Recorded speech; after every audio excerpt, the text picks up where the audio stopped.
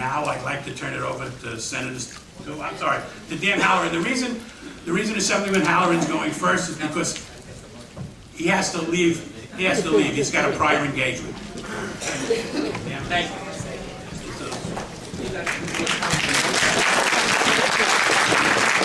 Thank you very much. First, let me tell you, you have some of the hardest working elected officials and co-op presidents that I've ever seen in my life. And I'm saying that as the Republican in the midst of a group of Democrats.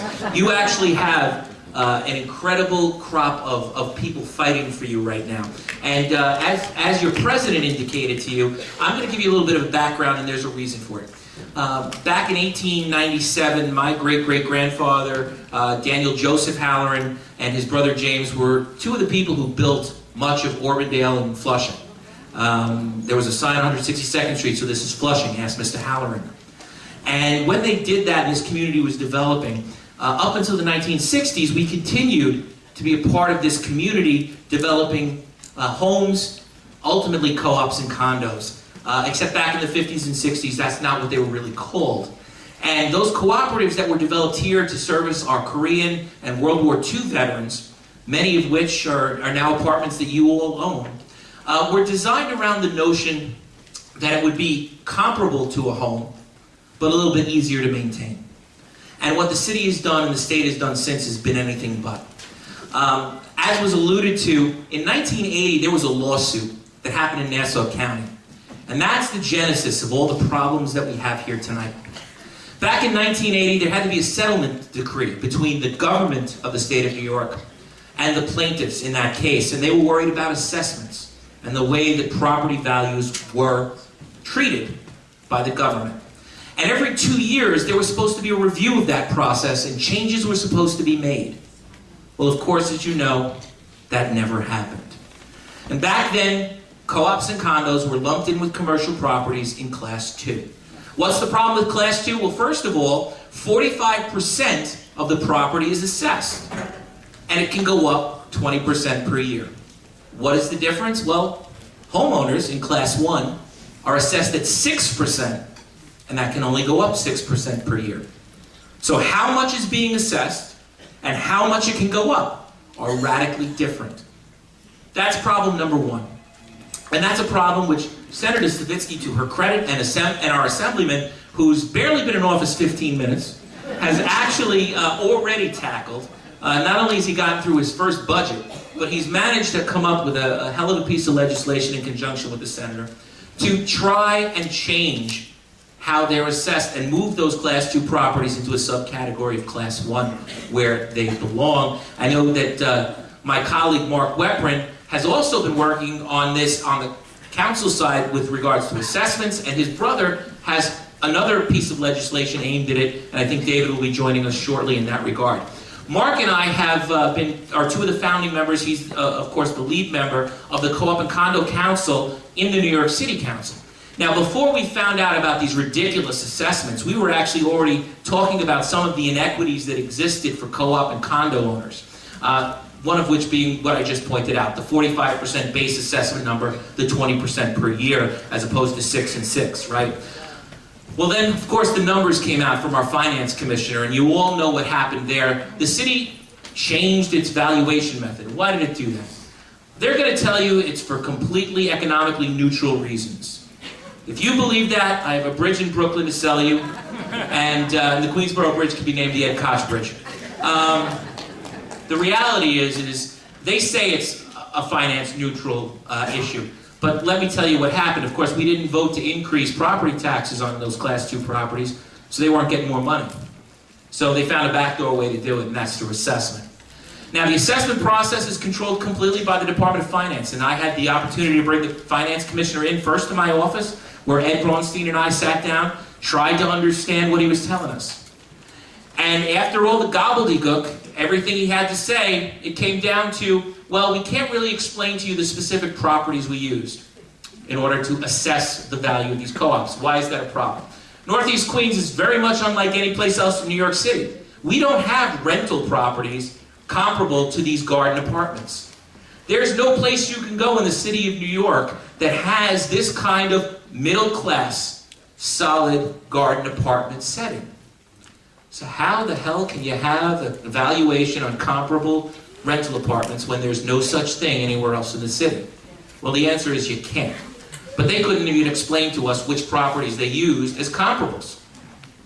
Now, on that side, this is a city problem. The problem is that the finance department is a mayoral agency. So what does that mean? It means we have very little ability to tell them what to do. Now, Councilman Weprin, again, to his credit, and he's done a hell of a job, has tried to chip away at that. And he's introduced several pieces of legislative requests that will talk about some of these issues. And we were just speaking now, and I think we're going to introduce some that will require certain reporting to us about these assessments and when they change. But at the end of the day, the commissioner has say. Now, as you heard, you can challenge it. There's two methods to challenge it. The first is just the informal method of challenging. Now, we've been very successful. My office has received over 100 requests from different co-op and condo individuals for reevaluation.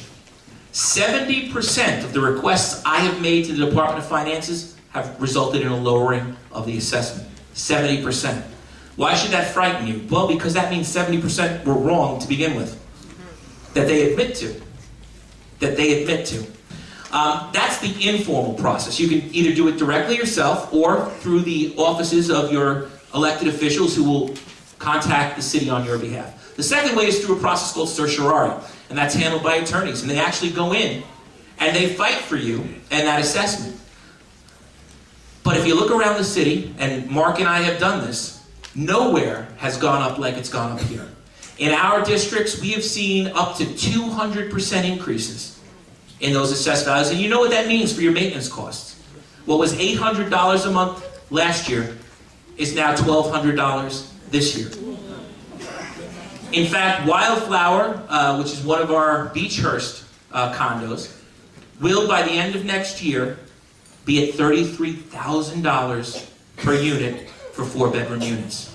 $33,000 a unit in taxes. That's just not possible. And Senator Stavisky and I have joked and said there's a tea party brewing here. Again, a Republican and Democrat tea party. This is one that's talking about real unfair taxes. And I'm very happy that you have such active and involved co-op presidents. Your president has done a heck of a job in bringing the issue out. Give him a big hand. And the other presidents on the co-op council, Bob Friedrich is here, Warren Schreiber is here. They have done tremendous work to make elected officials aware. Now, Mark is going to be able to tell you a little bit about something he was able to do with the city council to get a hearing on this issue of assessment. He, through the work we've done on the co-op and condo board in New York City Council, are actually going to force a hearing on this, and that's due to the work of Mark Weprin, so give him a big hand for council. And I'm thrilled to know that the senator and our assemblyman will be pushing forward their bill, I'm sure. I will put pressure on my Republican colleagues who sit in the Senate now and the Assembly to make sure they support them, because upstate does not understand the co-op and condo world, because they don't have the co-op and condo world that we do. And I want you to know that your elected officials, high and low, have all been very frustrated by this. We will continue to work on your behalf on this issue. As I said, our office has been successful. 70% of the people coming to us have gotten those reductions, so much so that the Finance Commissioner required a 50% cap now on all assessments, which he threw out to us as a bonus, as a bone to us. It really is meaningless. Ultimately, he just acknowledges that these assessments are absolutely ridiculous, but he doesn't want to backtrack because it makes the whole process look like it's a problem. You have attorneys like Jeff Mizell who have been working very hard and will continue to work very hard. Reach out to us. Let us know what's going on. Listen to these incredible speakers that you're going to have here talking to you. Support your electeds who are doing the work for you, and understand we know you're frustrated. Understand that we appreciate the fact that this isn't fair to you and that we're doing everything we can, but remember, it is a two-pronged problem. There is an Albany problem, which is the long-term problem that has to be fixed in order for this to go away. And there is the short-term problem, which is the assessment process in New York City, which your council members will attempt to tackle on a different front. So thank you very much for being here. We apologize that it's not enough room, but it's a great sign that there's not enough room because it means you guys are active, you're involved, you understand what the stakes are, and you're willing to do something about it. So keep fighting. Thank you very much.